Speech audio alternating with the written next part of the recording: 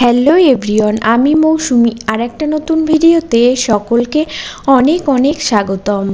তো এই ভিডিওটা গত শনিবারের ভিডিও। সারাদিনে আমি কি করেছি সেটাই দেখাবো এই ভিডিওতে।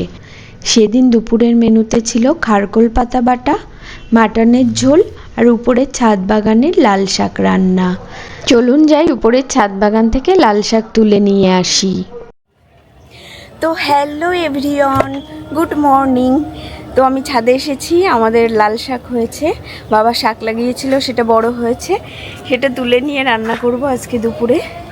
তার জন্য এসেছি। দেখুন, এই যে দেখুন, 3টে ট্রেতে লাল শাক লাগিয়েছে, 2টো ট্রেতে আর একটা ট্রেতে ডাঁটা শাক লাগিয়েছে। তো এগুলো বড় হলে ডাঁটা হয়ে যাবে, তো এখান থেকে তুলে নিচে নিয়ে যাব। এদিকে দেখুন মা কারি পাতা তুলছে। আমরা মাঝে মাঝেই কারি পাতা তুলে নিয়ে যাই, নিয়ে একটু শুকিয়ে প্যাকেটে করে রেখে দিই ফ্রিজে। ওটা ডাল রান্না করলে বা আলু ভাজা করলে দিলে সুন্দর খেতে লাগে। এই যে দেখুন আমাদের সেই ট্রাই ট্র্যাপ, ওর মধ্যে পোকা মরে জমে রয়েছে। কারি পাতা তোলার পর মা আর আমি দুজনে মিলে শাক তুলে নিচ্ছি। আমাদের যতটুকু দরকার ততটুকুই তুলছি, বড় বড় দেখেই আগে তুলে নিচ্ছি। আর নিচে দেখুন ছোট ছোটও রয়েছে, ওগুলো বড় হলে আর একবার হয়ে যাবে, তুলে নিয়ে যাব। আর ডাঁটা শাক থেকেও 2-1টা তুলে নিচ্ছি। আর ডাঁটা শাকগুলো তুলবো না, ওখান থেকে 2-1টা তুলে নিয়েছি। বাবা এই কদিন আগে লাগিয়েছে, তো দেখুন এত তাড়াতাড়ি বড় হয়ে গেছে। মাটিতে অনেক সার দিয়েছে তো, আর বৃষ্টি হচ্ছে, তাই জন্য তাড়াতাড়ি বড় হয়ে যাচ্ছে। সার বলতে আমাদের শাকসবজির খোসা পচা এগুলোই দেওয়া হয়। তো শাক তুলে নিচে চলে আসলাম, এসে দেখি বাবা বাজার থেকে চলে এসেছে।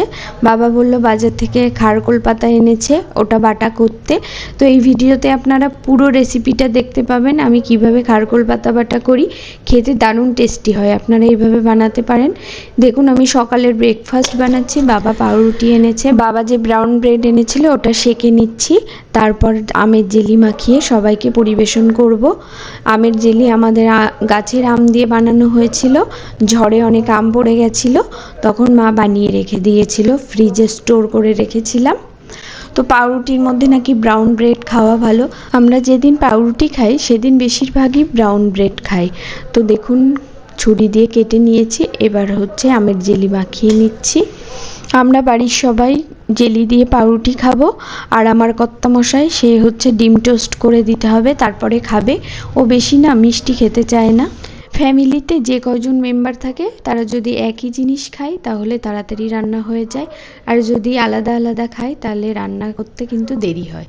তো আমি কেন আবার গরম করে নিচ্ছি, কারণ জেলিটা ফ্রিজে রাখা ছিল, তাই জন্য একটু গরম করে নিচ্ছি। এদিকে মাটনটা ধুয়ে নেব, প্লাস্টিক থেকে বার করে নিচ্ছি। আমরা মাংস বা মাছ আনলে আগে একটা পাত্রে জল নিয়ে নিই বেশি করে, তারপরে তার মধ্যে দিয়ে ধুয়ে নিই। কেন বলুন তো, ওই মাংসের জল বা মাছের জলটা আমরা গাছের গোড়ায় দিই, ওতে গাছ খুব সুন্দর হয়।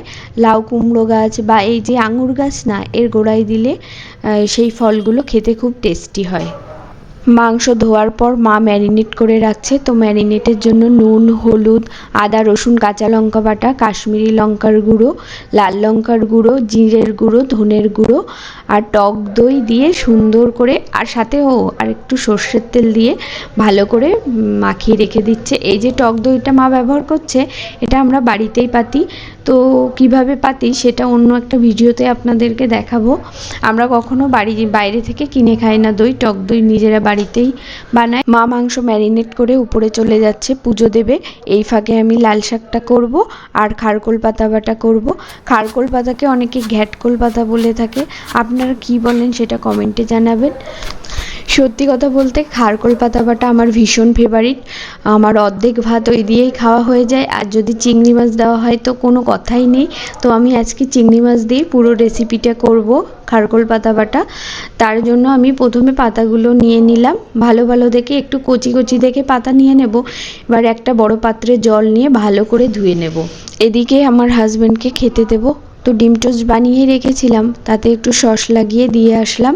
তো ও বলল টিভিতে দেখছে এক্সপ্লোরার শিবাজি কোন রেস্টুরেন্টে খেতে গেছে আমাদের সোদপুরে, সেটাই টিভিতে দেখছিল আর বলছিল যদি কখনো খেতে যাই ওখানে যাব।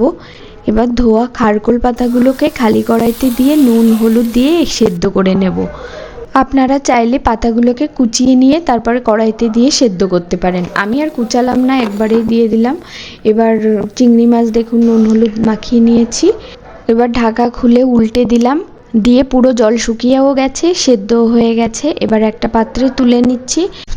এবার কড়াইটা হালকা ধুয়ে নিয়ে জল শুকিয়ে গেলে ওই কড়াইতে তেল দিয়ে চিংড়ি মাছগুলোকে ভেজে নিয়েছি। হালকা করে ভেজেছি, কারণ ওগুলো পেস্ট করে আবার তো ভাজতে হবে, এই জন্য একদম হালকা করে ভেজেছি। ভাজার পরে তুলে নিয়ে ঠান্ডা হতে দেব। তারপর একটা গ্রাইন্ডারে ওই সেদ্ধ পাতা, চিংড়ি মাছ, লঙ্কা আর রসুন দিয়ে ভালো করে পেস্ট করে নেব। একটু জল দিয়ে পেস্ট করতে হবে, নয়তো ভালো পেস্ট হবে না। এবার ওই কড়াইতে আরও একটু তেল দিয়ে, তেলটা গরম হলে সামান্য কালো জিরে ফোড়ন দিয়ে পেস্টটাকে দিয়ে দেব। দিয়ে ওর মধ্যে নুন আর হলুদ দিয়ে শুকনো করে ভেজে তুলে নিলেই রেডি খারকোল পাতা বাটা। এখানে একটা কথা বলবো, খারকোল পাতা বাটাতে যদি কালো জিরে ফোড়ন দেওয়া হয় তাহলে খেতে কিন্তু দারুণ সুন্দর লাগে, মানে একটা কালো জিরে ফোড়নের গন্ধ বেরোয়, সেটা আমার ভীষণ ভালো লাগে। আর আপনারা খারকোল পাতা বাটা কীভাবে করেন সেটাও কমেন্টে জানাবেন। আর আমার ভিডিও ভালো লাগলে একটা লাইক আর শেয়ার করে দেবেন, আর আমার পেজটাকে ফলো করে দেবেন।